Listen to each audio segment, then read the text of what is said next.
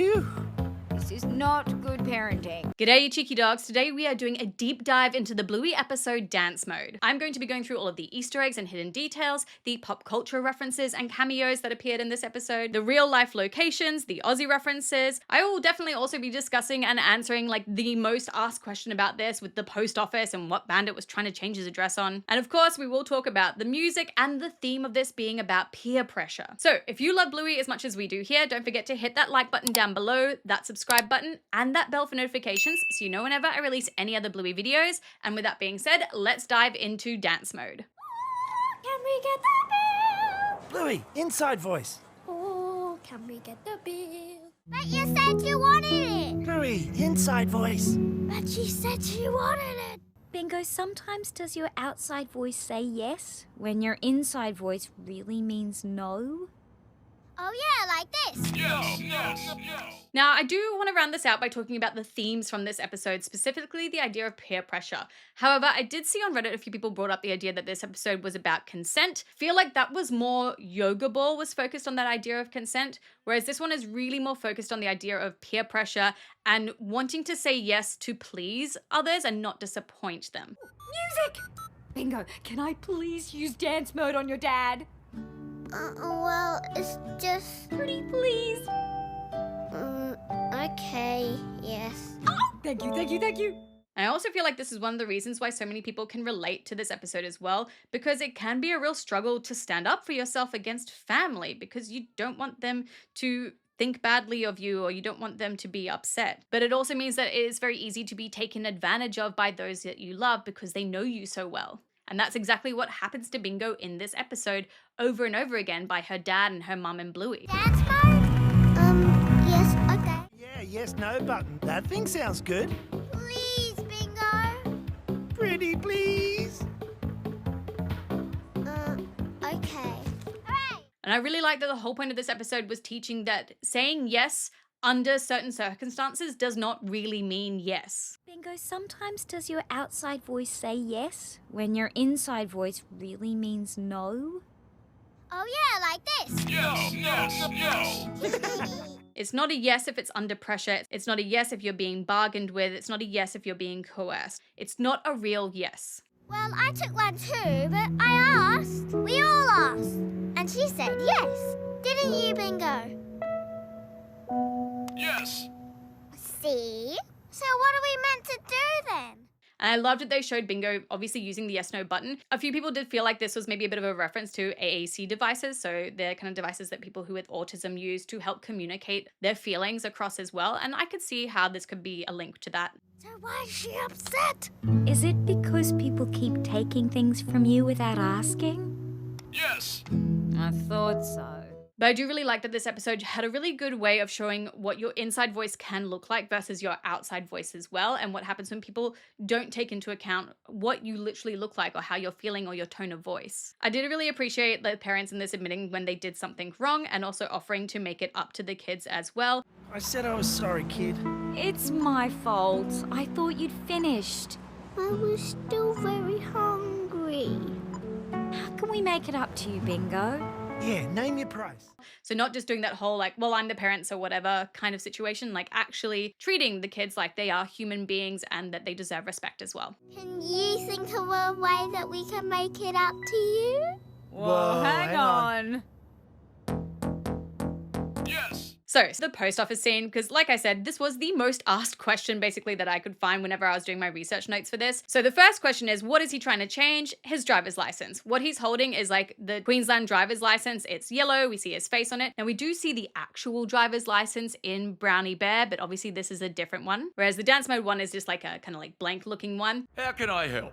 I just need to change the address on this. Okay, I'll need to see 2 forms of ID, please. 2? Oh. But why is he changing his address and why is he at a post office? For those of you who don't know, you cannot change your address of your driver's license at the post office in Australia. You have to go to the Department of Transport to do that. So just like in most other countries, you go to where they do all the vehicle stuff to do that. So no, he couldn't change it at the post office. Well, I've got my gym card. It's sort of got my picture on it. No, I can't use a gym card, mate. Also, why would he be trying to change his address when he quite clearly has been living at that same address for like at least 6 years? years because we saw them there for Baby Race. And usually licenses, like you can renew them for about 5 years at a time. So at some point he would have had to have changed his address anyway. The biggest theory I have on just this one little piece is probably the fact that maybe they changed the like suburb sort of location. So his postcode or zip code would have changed, or maybe they even changed like the numbers on their street, which can happen sometimes when like places are being subdivided. So maybe that's why, is because the actual address changed slightly and he needed to change it. Are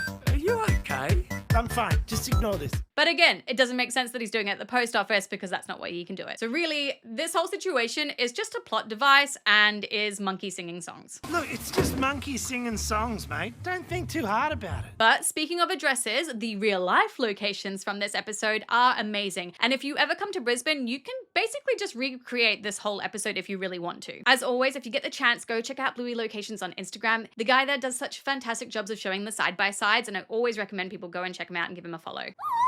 Can we get the bill? Bluey, inside voice. Oh, can we get the bill? Now, the first scene at the cafe where they are all sitting has appeared before in the episode Favorite Thing, but this is the Java Lounge on Latrobe Terrace, and behind it you can also see like the flower shop as well, which is on this same street. Hey, where's my chip? Dad ate it. Now, of course, the big part of like the dance mode scene when they are walking through all those buildings is Queen Street Mall, which is the center of Brisbane City. You can see the fountains that they have there. You can see the same benches that they have there, all the same historical buildings, specifically the casino as well, which is there. Let's go this way instead. Come on, come on, come on. Nothing to see up there. Oh, look. And you do also occasionally see buskers there doing like the thongaphone, just like we see in Bluey as well. Shake your tail! Now, this kind of also links into like our Aussie references for this as well, because there's a reference to the 2011 floods that happened in Brisbane. And I was living there during these floods and they were insane. Like it wiped out half of the city. But when Chili and Bandit and Bluey and Bingo are crossing the street, you can see a pole there and it has the numbers 2011 on that pole. And that is the marker for where the 2011 floods were. So like where the floodwaters would have come up to. So that was just kind of like a little bit of like Brisbane history knowledge that they threw into the show, which again, I love. Brain dog, come on. This same scene as well, we also saw the 210 bus. This is actually a joke from the art director, Costa Kassab, because this was the bus number that he used to take all the time to work. And of course, it looks like the Brisbane buses with the same colors. At the post office, we do also see a few little like other Aussie hints, but one of the biggest new things from this episode was seeing the $20 Australian note dogified. Okay, look.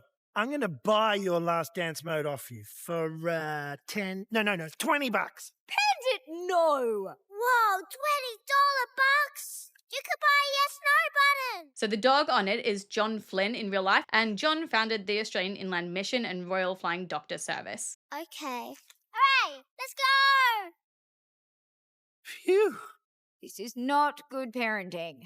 Which, of course, speaking of, is one of the ongoing kind of like Easter eggs in Bluey. And we did see that $5 note from Markets with the Tooth Fairy sticker reappear in this episode in the busker's hat. So obviously, I feel like the busker like held onto it and he'd put it in there to like get people to, you know, put money in. I think it's called seeding. So it was just a nice little joke to see that $5 reoccur again in this episode. Some of the other like ongoing jokes that started with this episode was like the Shake It Chili joke. Woo! Shake it, Chili! Oh, yeah. Shake it, Chili.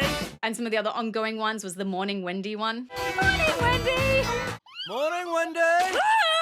The other ongoing joke was Winton's dad dining by himself solo because he is a single parent. But we did see this pop up a whole heap of times leading up, of course, to the episode TV Shop where he's like by himself and sad, or he's going on like little dates. So this is just another example of like that underlying story that like led up to the episode The Sign. Music. Shall we put Mum in dance mode? Yes, okay. I'll do it. Dance mode. Some of the other really cool Easter eggs were the number plates as well, all spelling out different things. So you had one of them that was subwoofers. There was also another one that kind of spells out the word surprise. Wendy's car, of course, had her number plate as Wendy. And then we also got to see another number plate in the car park that says Ludo, of course, referencing Ludo Studios, who create Bluey. No. Well, that all worked out, didn't it, kids? As for the pop culture references, the ones that I could really pick out was in the toy shop. There seemed to have been a toy walrus with a top hat, which reminded me a lot of the character from Alice in Wonderland. They've put a lot of characters from other movies as toys before, so I wouldn't be surprised if this was like a little nod to that. And then there's also a Simpsons reference, at least I think so, because there are so many Simpsons references in Bluey. But back in the cafe, there's a poster on the wall of a dog with glasses on, with a saxophone, and it looks an awful lot like the Simpsons character, Bleeding Gums Murphy. So again, wouldn't be surprised if that was a nice little reference to him. Come on, let's jam. Lift me, won't you lift me? We also see the vinesauce dog, aka Joel, in this one as well. Vinny was also meant to be in this initially, and they had him on like the teaser poster, but for some reason he just wasn't put into the show. And the vinesauce mushroom has appeared as well as a toy too. But this does also, of course, link into our other voice actors. And the most sort of like other pop culture famous one for this episode was Anthony Field, aka the Blue Wiggle. Oh, I'm sorry, we can only accept... Look, if you could just stop dancing for a moment. I would if I could, mate. He was the voice of the Postie in this, and of course also is the voice of Rusty's dad too. Hey, Twinkle Toes, hurry up! We did have two other voice cameos as well. One of them was Stephen Lee, who is a TV presenter, and he was the one who was calling out Twinkle Toes in the post office. And then we also have Rupert Degas as the Yes No button. He is a British Australian actor, and he's been in a lot of animation before. Do you not like your yes no button? No! I also want to give a shout out to the choreographer for this, because yes, they had an actual choreographer like do all the dance moves, and then they like animated it into each of the characters. Her name is Sarah Whitehead, and she did a great little clip of it as well over on TikTok. You still got it, babe. You get yours. As for the music, of course, Dance Mode turned into an album, one of Bluey's most successful albums as well. And it is hands down my favorite too. It is a proper dance album. It did so well, broke a bunch of records, was just top of the charts for ages. And this song obviously was the inspiration for it from this episode and is absolutely incredible. And I cannot really play it in this because of copyright, but we all know the song. There was also one other classical song in there, Oh Susanna, which was what was like on the card as they opened it and made Bandit dance. Oh no! Dance mode! Are you okay? I'm fine. Just ignore this. Overall for me, I thought this episode was a great start to season 2 and definitely a big sort of like vibe change or like production change from season 1. You can definitely see a bit of the differences in it. And honestly, because of the music as well, this is probably a 5 out of 5 episode for me. But cheeky dogs, let me know in that comment section down below, how many long dogs would you give this episode out of 5? What did you think of the themes of peer pressure in this episode? Did you relate to it? Did you feel like they didn't dive deep enough into it? And what do you think of all the amazing Easter eggs and hidden details in it as well? While you're down there as well, don't forget to hit that like button, that subscribe button, and that bell for notifications so you know whenever I release any other Bluey videos. And until my next video, I have picked you cheeky dogs out a few other videos that maybe you would like to watch, and I'll see you all in another video. Mwah! Bye!